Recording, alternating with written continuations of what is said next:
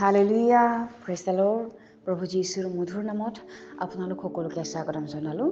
আশা কৰোঁ আপোনালোক সকলোৱে ভালে আছে। প্ৰিয় বিশ্বাসীসকল, সদায় দিন ঈশ্বৰে আমাক তেওঁৰ অনুগ্ৰহত ভালে ৰাখি আছে আৰু আমি যেনেকৈ সদায় দিন পঢ়োঁ ঈশ্বৰৰ বাক্য, আজিৰ দিনটোতো আমি পঢ়ো হওক, যাতে আজিৰ দিনটো আৰম্ভণি আমি ভালকৈ কৰোঁ হওক।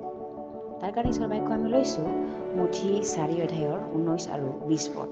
সুন্দৰ ঈশ্বৰৰ বাক্য আমাৰ কাৰণে কৈছে, তাতে তেওঁলোকক ক'লে, মোৰ পাছত আহা, মই তোমালোকক মানুহ ধৰা জলুৱাই কৰিম। তেতিয়া তেওঁলোকে জাল এৰি তেওঁৰ পাছে পাছে গ'ল। Hallelujah, praise the lord. ঈশ্বৰৰ এই সুন্দৰ বাক্যৰ কাৰণে ঈশ্বৰৰ ধন্যবাদ দিওঁ। বিশ্বাসীসকল, যেতিয়া যীশুৱে প্ৰকাশ কৰি যেতিয়া কাৰ্য আৰম্ভ কৰে, তেতিয়া কি হয়, তেওঁ নাচৰত এৰি জবুলুন আৰু নফতালিম সীমাত সমুদ্ৰৰ তীৰত তেওঁ কপৰনাহোমলৈ গৈ আছিলে। তেতিয়া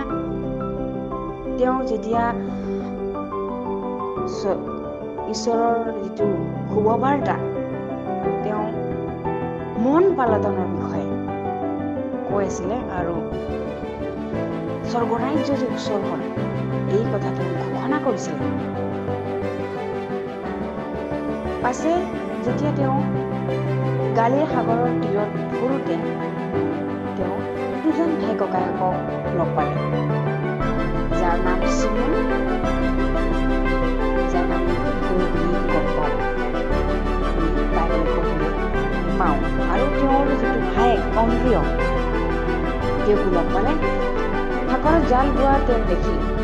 তেওঁবিলাকে ভাই ককায়েক মিলি সাগৰত জাল বোৱা আছিল, কিয়নো তেওঁবিলাকে এজন মাছমৰীয়া আছিল। আমেন। আৰু তেতিয়া কি হ'ল, তেওঁবিলাকে মাছ বিচাৰি জাল পেলাই মাছ পোৱা নাছিলে। তেওঁবিলাকে আশাহীন হৈ গৈছিলে। ৰাতিপুৱাৰ পৰা তেওঁবিলাকে জাল বাই ক'তো মাছ পোৱা নাছিলে, কিয়নো তেওঁবিলাকে মাছ মাৰি জাল বোৱাই তেওঁবিলাকে পেটৰ আহাৰ গোটাইছিলে। সেই সময়ত যীশুৱে তেওঁবিলাকক লগ পালে। তাতে তেওঁলোকক ক'লে, মোৰ পাছত আহা। যীশুৱে তেওঁলোকক ক'লে যে মোৰ পাছত আহা, আৰু তেওঁবিলাকে তেতিয়াই তেওঁৰ পাছে পাছে গ'ল। তেতিয়াই তেওঁবিলাকে কি কৰিল, জাল এৰি তেওঁলোকৰ মাছবিলাক এৰি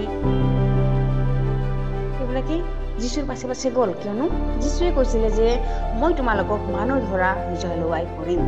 হালেলুয়া, প্ৰেজ দ্য লৰ্ড।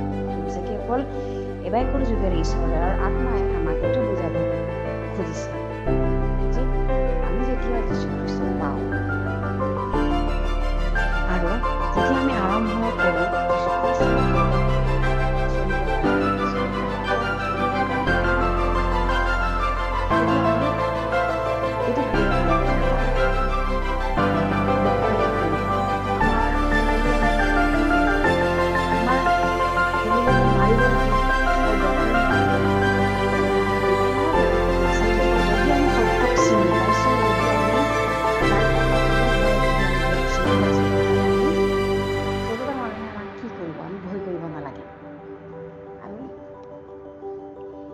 এই বাক্যতে আমি বুজিবলৈ পাওঁ যে তেওঁবিলাকে যেতিয়াই যীশু খ্ৰীষ্টই ক'লে যে মই তোমালোকক মাছ ধৰোৱা জলুৱাই কৰিম, তেতিয়াই তেওঁবিলাকে যীশুৰ পাছে পাছে গ'ল।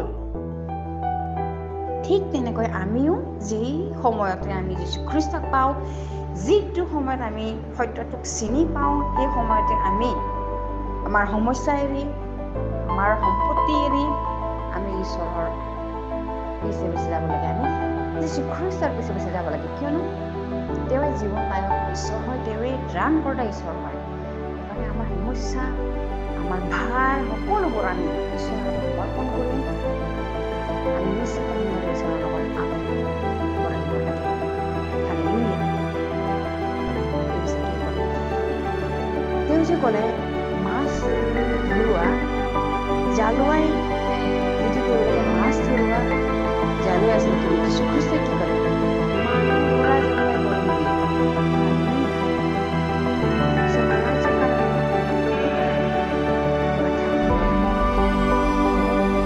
বাক্যবিলাক মিলাব লাগিব, আত্মাবিলাক ৰক্ষা হয় আৰু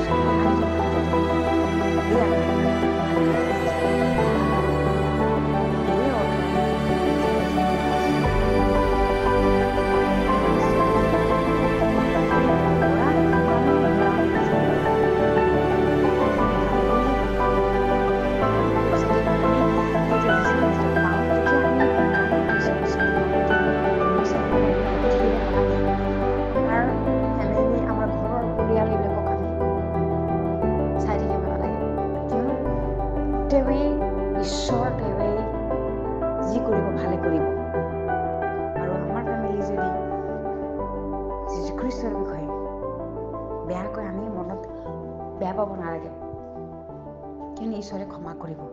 হালেলুয়া। প্ৰিয় বিশ্বাসীসকল, মই বিশ্বাস কৰোঁ এই বাক্যৰ যোগেৰে আপোনালোক সকলোৱে আশীৰ্বাদ প্ৰাপ্ত হৈছে বুলি। আহক আমি একেলগে প্ৰাৰ্থনা কৰোঁ। ধন্যবাদ প্ৰভু, তুমি ধন্যবাদৰ যোগ্য, প্ৰশংসাৰ যোগ্য তোমাৰ সুন্দৰ বাক্যৰ কাৰণে। শুনি থকা কৈ থকা সকলোৰে ওপৰত তুমি এনে আশীৰ্বাদ কৰিবা প্ৰভু।